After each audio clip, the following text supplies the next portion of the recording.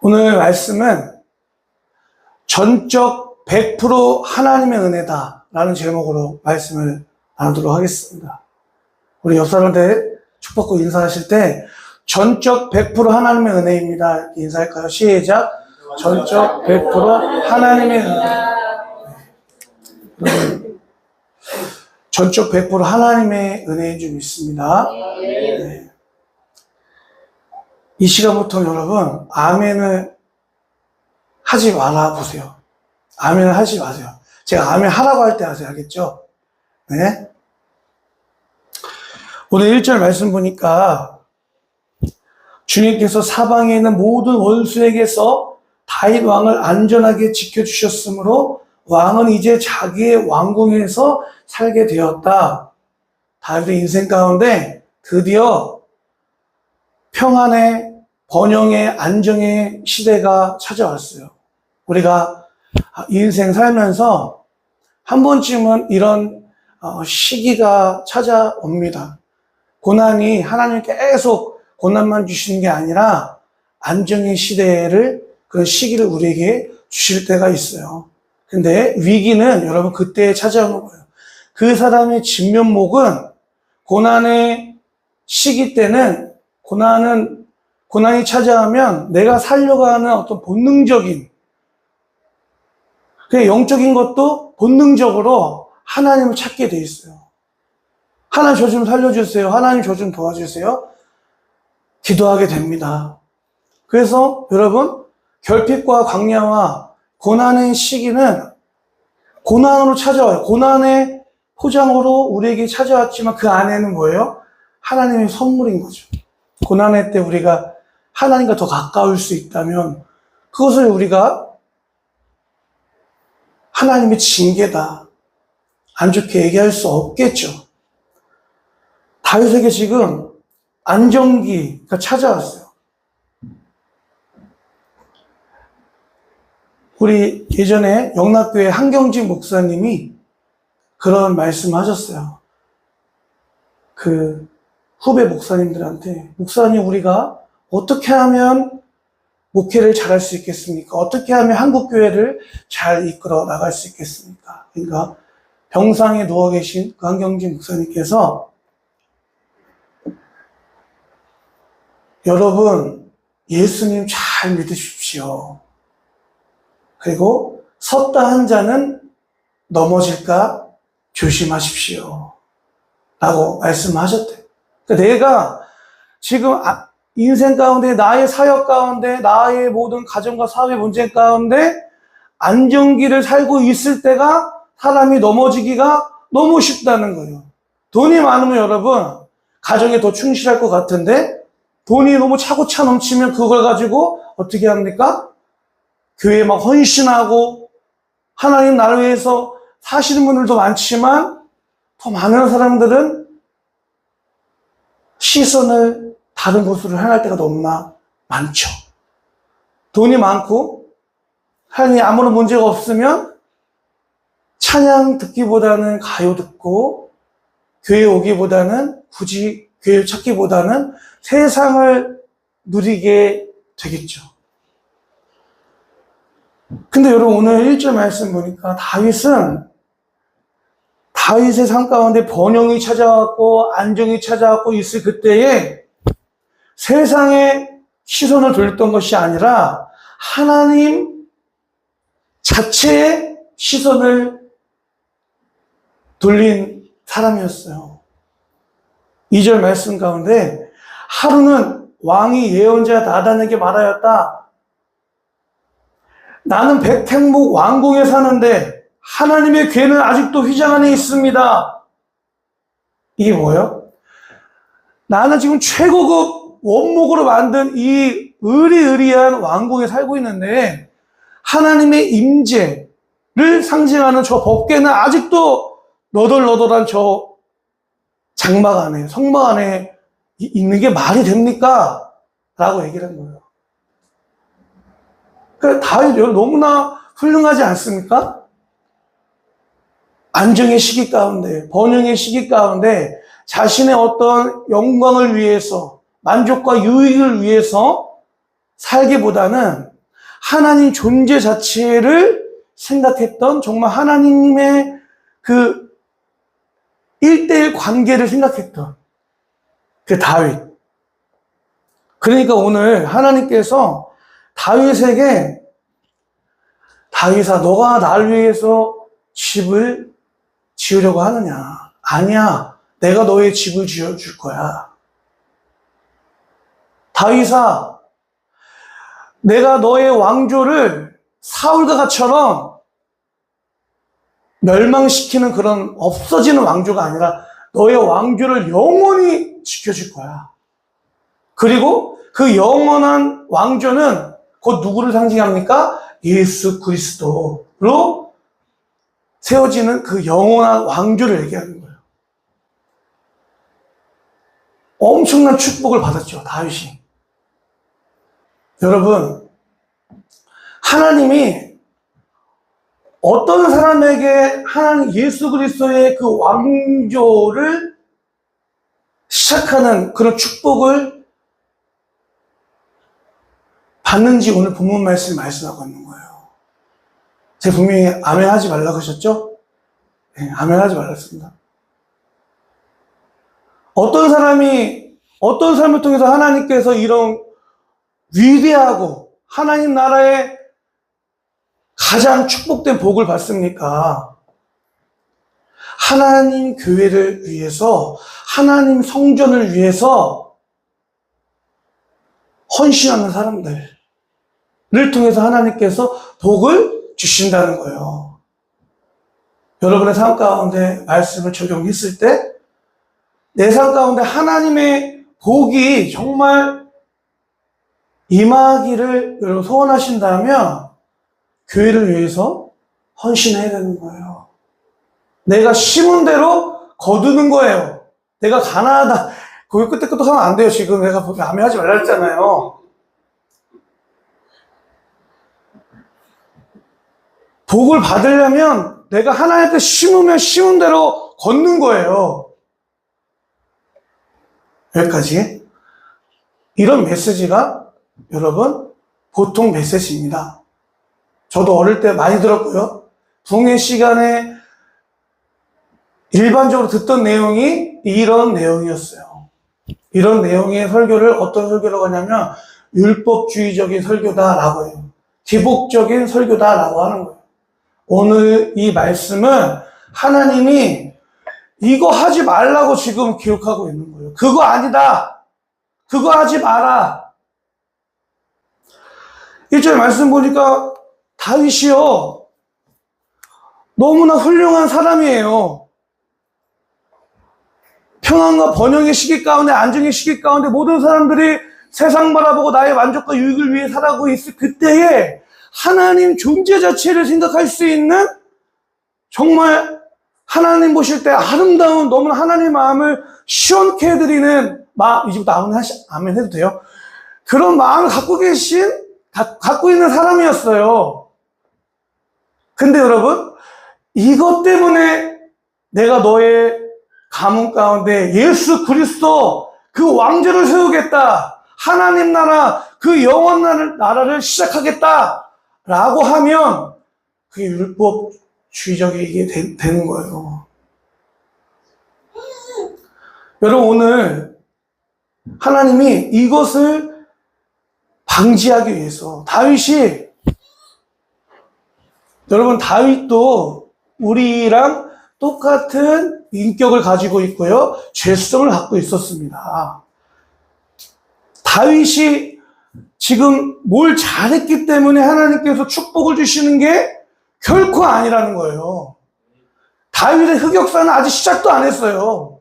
앞으로 완전 그 TV에서 나오는 사랑과 정쟁보다 훨씬 심각한 진짜 19금을 지금 다윗이 아직 시작도 안 했다니까요. 근데 하나님께서 다윗에게 축복을 주고 있는 거예요. 축복의 원인은, 근거는 무엇입니까? 다윗의 어떠함이 아니라 전적인 하나님의 은혜라는 거예요. 100% 하나님의 은혜다. 이 말씀을 통해서 하나님께서 저와 여러분에게 주시는 영적인 메시지가 있어요. 첫 번째로 하나님이 다윗에게 말씀하시고 오늘 이 말씀을 통해서 저와 여러분에게 말씀하기를 원하셨던 것은 무엇이냐면 첫 번째로 하나님은 나와 동행하신 하나님이시다. 아멘. 그냥 아멘 하세요 이제. 여러분 하나님이 오늘 6절 7절 말씀 읽어볼게요. 시작. 그러나 나는 이스라엘 자손을 이집트에서 데리고 올라온 날로부터 오늘에 이르기까지 어떤 집에서도 살지 않고 오직 장막이나 성막에 있으면서 옮겨 다니며 지냈다. 내가 이스라엘 온 자손과 함께 옮겨 다닌 모든 곳에서 내가 나의 백성 이스라엘을 돌보라고 명한 이스라엘 그 어느 지파에게라도 나에게 백향목 집을 지어주지 않은 것을 두고 말한 적이 있느냐. 다윗이 하나님의 성전을 세우고 싶었어요. 그 의중을 나단에게 얘기했어요. 그러니까 하나님이 나단 선지자를 통해서 다윗에게 나는 사람이 지은 건물에 있는 하나님이 아니야. 나는 내 백성, 나의 자녀, 그 이스라엘 백성이 어디 가든지, 어디 있든지 나는 그곳에 함께하는 하나님이야. 라는 것을 말씀하고 계신 거예요. 여러분, 오늘 우리는 인간인지라 눈에 보이는 거에 약해요. 그래서 좀 화려한 어떠함을 추구하길 원해요. 제가 이 옆에 있는 성전으로 가기를 원했어요. 너무나도. 근데 여러분, 하나님 저 가고 싶어요 라고 할 때 그때 딱 드는 마음이 있잖아요. 여러분, 어떤 기도할 때 하나님이 제일 먼저 딱 주시는 마음이 있잖아요. 그렇죠? 그게 하나님 주신 마음이에요. 제가 하나님 저 옆에 목사님이 이제 선교 가신다고 하고 우리 교회에 저 성전을 이렇게 주시고 싶어 하시는데 하나님 저 성전으로 가기 원합니다 라고 했을 때 제 마음 가운데 어떤 마음이 주셨냐면 왜 가고 싶은데? 왜 가고 싶은데? 저 왜 가고 싶은지 아세요? 정혜성모님? 여기 너무 좁잖아요. 더 넓은 곳에서 예배하면 너무 좋잖아요. 이런 마음이 아니라 우리 지금 교회에 이렇게 부흥하고 있는데 저 옆에 성전으로 이사 가면 십자가 탑도 있고 밖에서 봤을 때 통유리로 되어 있고 좀 그래도 좀 있어 보이네. 저기가 있어 보이네. 거기에 저희 초점이 있었습니다. 그래서 하나님 안 가게 하시는 거지. 못 가게 하시는 거예요. 하나님 이런 거 아주 철두철미하십니다, 여러분. 마치 바리새인들이 회칠한 무덤처럼 속은 썩어가고 있으면서 겉에를 그럴듯하게 외식하는 거. 그런 거 하나님 너무 싫어하세요. 그러니까 하나님 저 옮기시지 않는 거. 만약 우리 교회가 옮기게 될 때는 제가 정말 순전하게 하나님, 정말 순전해질 때 하나님이 옮기게 될 줄 믿습니다. 제가 순전하지 못해서 못 가는 거예요. 저는 그렇게 생각을 합니다. 여러분, 지금 유럽을 보세요. 지금 영국에서 과거에 세계 모든 민족과 열방 가운데 선교사를 파송했던 그 영국이 지금은 선교사가 파송되어야 되는 나라가 되었어요.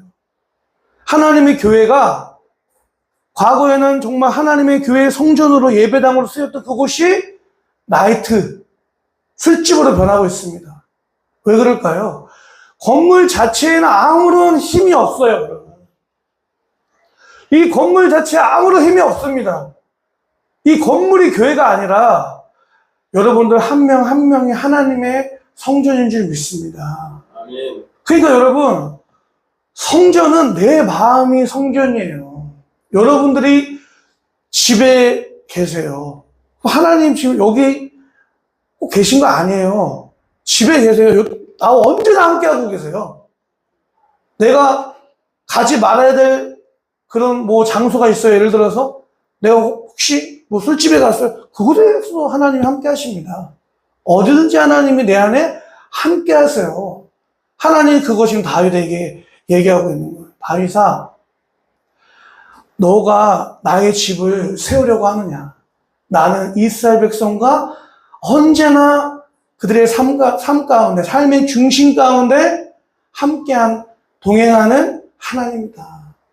민수기 말씀 보니까 성막, 법궤가 행진할 때, 주둔하거나 행진할 때 항상 이스라엘 백성 12지파가 성막을 중심으로 이렇게 동서남북으로 뺑 둘러 있잖아요. 이스라엘 백성 그 중심 가운데 하나님이 언제나 함께하고 있다는 것을 말씀하고 있다는 거예요. 여러분, 하나님은 지금 다윗에게 눈에 보이는 어떠함을 추구할 것이 아니라 우리 내면에 임재하시는, 임마누엘 함께 하시는 그 하나님, 너와 함께 동행하시는 그 하나님에 대해서 말씀하고 계시다는 거예요. 두 번째로 오늘 본문 말씀을 통해서 하나님이 저와 여러분에 말씀하시고자 하는 말씀은 무엇이냐면 너가 어떤 존재인지를 기억해라 라는 거예요. 우리 8절 말씀 시작. 그러므로 이제 너는 나의 종 다윗에게 전하여라. 나 만군의 주가 말한다. 양떼를 다니던 너를 목장에서 데려다가 내 백성 이스라엘의 통치자로 삼은 것은 바로 나다. 아멘. 여러분, 제가 말씀 전할 때 왜 자꾸 저의 과거에 있었던 흑역사에 대해서 왜 말하는 이유가 뭔지 아십니까? 오늘 구본원이라는 목회자가 있기까지 저의 어떠함으로 인해서 세워진 것이 아니라 나의 원래 존재적으로 나의 원래 그 본질적인 구본원이라는 사람은 원래 그런 사람이었는데 라는 것을 말하고 싶은 거예요. 나는 원래 그런 사람이었는데 그런 나를 하나님이 오늘에 이르기까지 하나님의 은혜로 여기까지 인도하셨습니다. 아멘. 이것을 말씀하기 위해서 자꾸 얘기하는 거예요. 우리 청소년 친구들. 목사님 집 나갔다요. 나도 집 나갈 거예요. 그렇게 하지 말고 배아준이 보세요. 다른 애들도 그럴 수도 있는데. 근데 여러분, 제가 지금은 40대 중반이고 지금은 그래도 머리도 약간 이렇게 하고 해요. 우리 교회가 부흥해가지고 몇만 명 되는 교회가 됐어요. 몇만 명도 그건 기대하지도 않고, 예를 들어서 100명 정도 되는, 그래서 딱 교회를 건축해가지고, 됐어요. 그때도 제가, 그때 얘기할까요? 모르겠어요. 그때도 제가 그런 얘기해서 책 잡힐 얘기를 제가 할까요, 과연? 그때 가서 그런 얘기를 하면 정말 참 저는 정직한 목회자가 되겠죠. 제가 점점 그런 얘기를 안 하고, 저희 존재적인 어떤 본질적인 얘기를 안 하고, 저의 어떠함, 좋은 거를 얘기할 때는 그때가 위험한 거예요. 오늘 이 교회가 부흥하기까지 제가 어떻게 헌신한지 아십니까, 여러분? 이런 얘기를. 제가 이렇게 고난 가운데 참았어요. 제가 이렇게 여기까지 순종하고 여기까지 헌신했습니다. 라는 것만 얘기하면 그게 율법적인 게 되는 거예요. 오늘 하나님은 제가 오늘 이 말씀을 준비하고 해서 일주일 동안 여러분 사무엘하 7장을 귀에 꽂고 살았어요. 그래서 제가 질문했어요. 하나님, 이게 지금 어떤 뉘앙스로 지금 다윗에게 말하는 것입니까? 뉘앙스가 참 궁금했어요. 다윗아, 너 참 대단하구나. 너가 그렇게 나를 생각하니까 내가 너의 가문 가운데 영원한 왕조를 세울 거야. 이렇게 말씀하신 겁니까? 아니면 다윗아, 너 좀 주제 파악 좀 해라. 너가 나의 집을 세운다고? 너의 주제 파악을 해. 이런 뉘앙스로 말한 것일까? 아니면 우리 하준이가 자기의 용돈을 꺼내어서 허피를 쌌죠. 지난번에. 하준이가 용돈을 싸서 허피를 쌌어요. 그렇죠? 저는 되게 너무 감동받았어요. 그 애들이 갑자기 사왔으니까 그걸 뭐 받았겠죠, 제가. 근데 제 눈앞에서 그걸 한다고 했을 때 어떻게 할까요, 제가? 하준아, 너의 마음이 화났어. 괜찮아. 안 사도 돼. 너 먹고 싶은 거 뭐야? 너 골라와봐.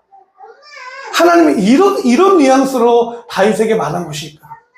너무 감동하셔서, 다윗아, 내 집은 너가 나의 집을 세우려고 하느냐? 아니야. 고마워. 내 집은 내가 세워. 너의 집을 내가 세워줄게. 이렇게 말씀하셨을까? 끊임없이 기도하고 하나님 앞에 질문하면서 말씀을 묵상했어요. 왜냐하면 여러분, 왜 묵상을 하냐면 여러분, AI도 이런 거 얘기해주지 않아요. 신학책, 주석책에도 그런 걸 얘기해주지 않아요. 계속 묵상하는 가운데 오늘 이 6절 말씀 가운데 제가 꽂혔어요. 아니 지금 여러분, 예를 들어서 우리 김성주 장로님이 교장 취임식에서 취임사를 딱 하시고 이제 권면사 이런 거 하잖아요. 예를 들어서 교육감이 와가지고 우리 김성주 선생님 교장 우리 취임된 걸 축하합니다.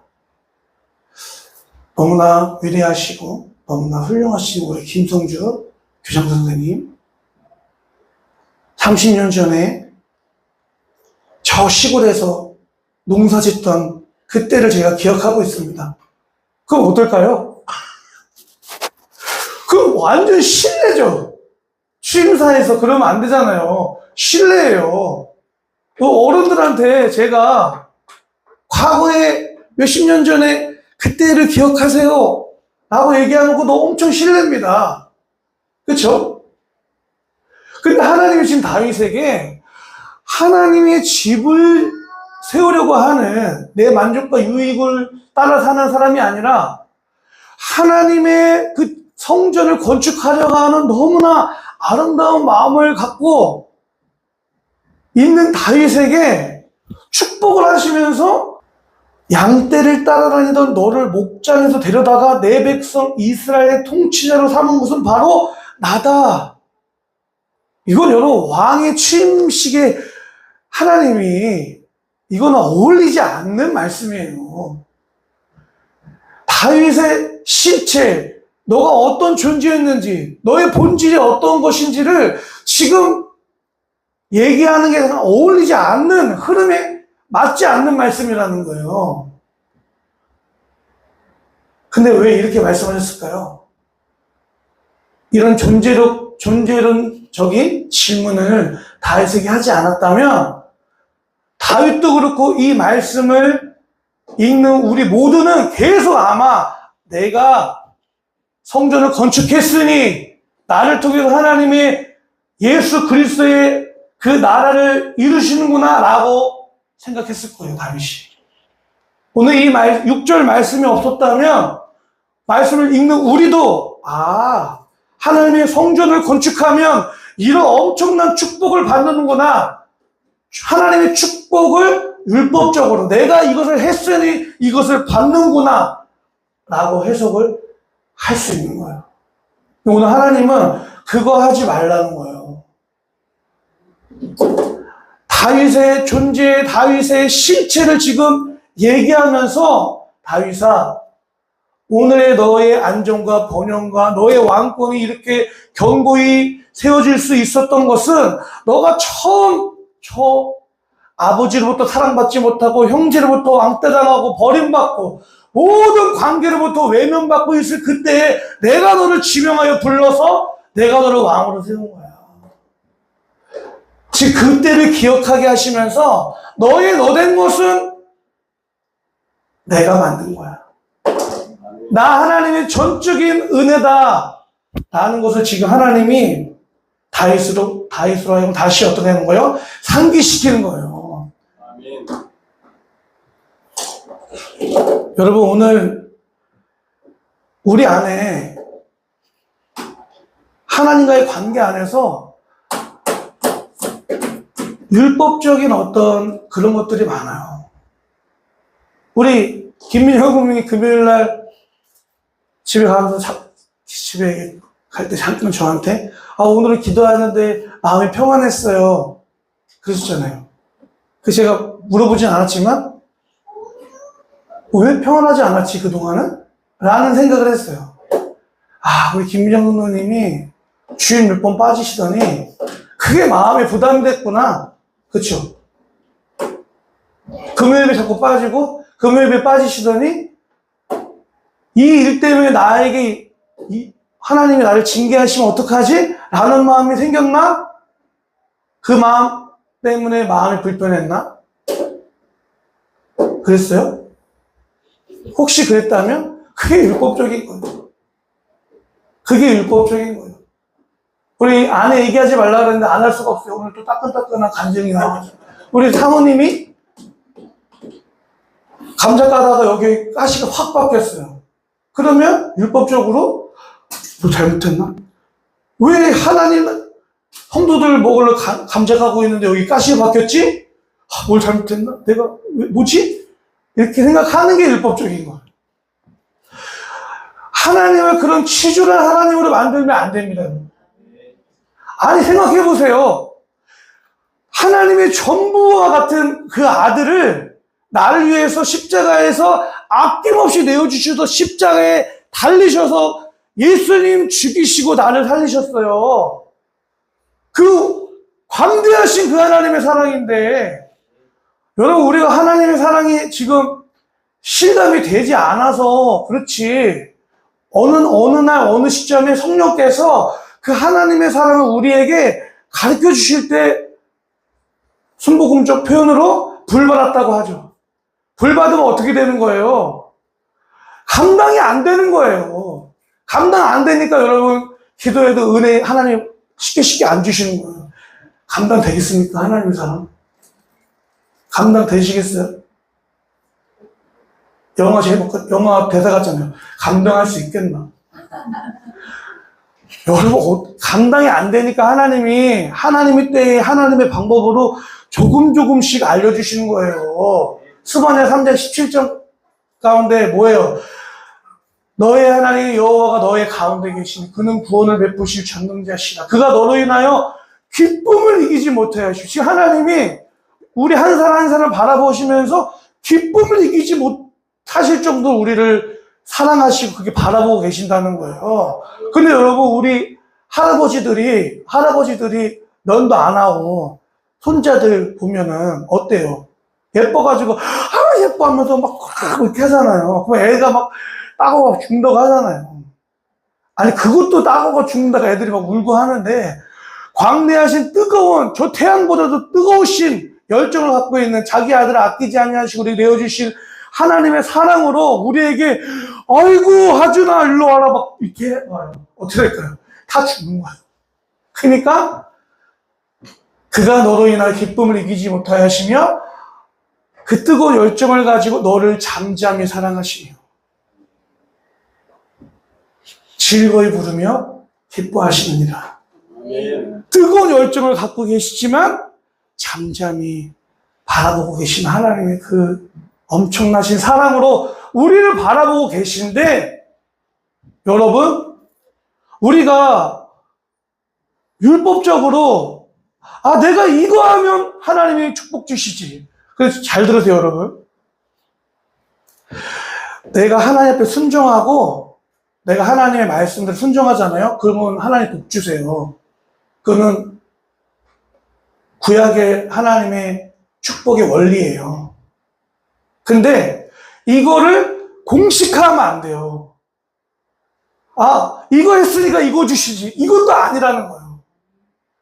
복을 주고 안 주고는 하나님의 주권적인 은혜인 줄 믿습니다. 하지만 순종하지 않는 사람보다 순종하는 자에게 하나님 복 주시는 건 당연한 거예요. 지금 알아들으셨죠? 공식화, 규정화, 형식화, 고체화시키지 말라는 거야, 하나님의 말씀을.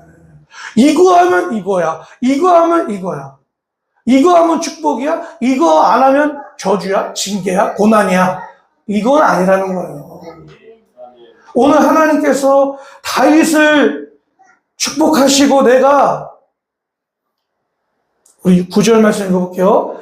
시작. 나는 내가 어디로 가든지 언제나 너와 함께 있어서 내 모든 원수를 내 앞에서 물리쳐 주었다. 나는 이제 내 이름을 세상에서 위대한 사람들의 이름과 같이 빛나게 해주겠다.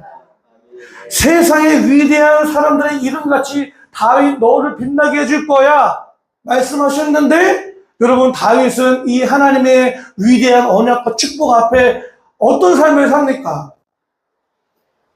불륜 저지르고 총도살인 저지르고 사망과 전쟁보다 더 악독한 죄를 저질러요. 하나님이 알파 오메가 되시는데 이거 몰랐을까요? 이미 다 알고 계세요. 그러니까 하나님의 사랑은 율법적인 게 아니라는 거예요. 다윗이 자신의 충신 우리아의 아내와 불륜죄를 저지르고, 여러분 다윗은요 우발적으로 불륜죄를 저지르는 게 아니에요. 그 밧세바가 임신해서 그 아들을 낳기까지 밧세바를 데리고 있었죠. 완전히 그거는 그냥 자신의 충신 우리아의 아내를 뺏어가지고 데리고 산 거예요. 하나님의 말씀을 계속 무시하면서 살고 있었던 거예요. 그리고 나중에는 임신하니까 어떻게 해요? 밧세바의 남편을 요압에게 시켜서 가장 치열한 전쟁 가운데 선봉에 서라, 그냥 죽게 만들려고 아주 비열하고 치사한 방법을 쓰죠. 그게 다윗의 존재고 그것이 실체였습니다. 하지만 오늘 이 다윗에게 하나님 주신 언약은 다윗의 어떠함 때문에 준 게 아닌 거예요. 너가 그런 더러운 죄를 짓더라도 내가 너와 언약한다. 이 언약 너 때문에 지키는 거 아니야.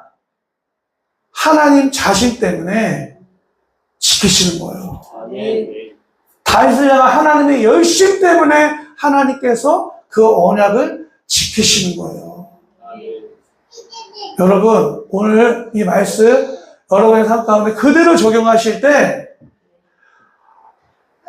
다윗과 같은 숨기고 싶은 그런 죄의 문제, 그런 연약함, 그런 존재론적인 여러분들의 실체가 어떠한지를 우리가 기억해야 되는 거예요. 그것을 우리가 정말 묵상하고 나는 어떤 삶이구나, 난 정말 하나님 앞에 안 되는 존재구나 라는 것을 알게 될 때 나의 전적인 타락과 나의 전적인 무능과 나는 전적인 자기 절망할 수밖에 없는 그런 사람이구나 라는 것을 깨닫게 되고, 이 과정을 지나고 나서 하나님의 은혜로 내가 여기까지 왔구나 고백할 수 있게 될 줄 믿습니다. 아멘. 여러분들 안에 내가 이거 안에서 하나님 나에게 가시박히게 한 거 아니야? 내가 이것 안에서 나 건강해지지 않게 한 거 아니야? 오늘 방송을 유세봉 형님도 보고 계세요. 내가 하나님 앞에 무엇을 하지 않아서, 순종하지 않아서, 하나님의 말씀대로 살지 않아서 이렇게 아픈 거 아니야? 라고 생각할 수 있습니다. 라고 생각을 하고 회개하는 건 너무나 훌륭한 성숙한 하나님의 은혜인 줄 믿습니다. 하지만 이거를 공식화해서 우리의 삶 가운데 내가 이거 하지 않아서 내가 이렇게 된 거야, 무서워하고 두려워하면서 사는 것은 하나님의 뜻이 아니라는 거예요. 우리 어떠함 때문에 하나님이 징계하시고 축복하시고 하는 게 아니라 전적인 하나님의 은혜와 그 크신 하나님의 사랑이 내 삶을 이 시간도 주도하고 계신다, 인도하고 계신다. 여러분, 기도해야 될 게 무엇일까요? 하나님, 제가 아직도 알지 못하는. 저는 우리 성도님들한테 그런 거를 봤으면 좋겠어요. 화준이 우리 청소년 친구들한테 우리 지난주에 우리 사모님한테 우리 규리가 사모님, 저 이거 제가 스스로 헌금 준비한 거예요, 이랬다고 예를 들었어요. 이런 마음들. 하나님 존재를 생각을 하고, 아, 내가 이렇게 하면 하나님이 기뻐하시겠지? 내가 이렇게 하면 하나님이 너무나 그 마음이 시원케 드리는 거겠지? 내가 이렇게 하면 하나님의 마음이 너무 아프겠지? 내 인생 가운데 번영과 안정이 찾아와서 내가 나 잘 먹고 잘 살 수 있었지만 다윗이 하나님의 법궤, 하나님의 임재를 상징하는 하나님의 법궤가 하나님이 저 낡은 저 텐트 안에 사는 것은 내 마음 너무 아파. 이런 하나님과의 인격적인 관계. 여러분, 이런 신앙생활이 우리 안에 있어야 될 줄 믿습니다. 아멘.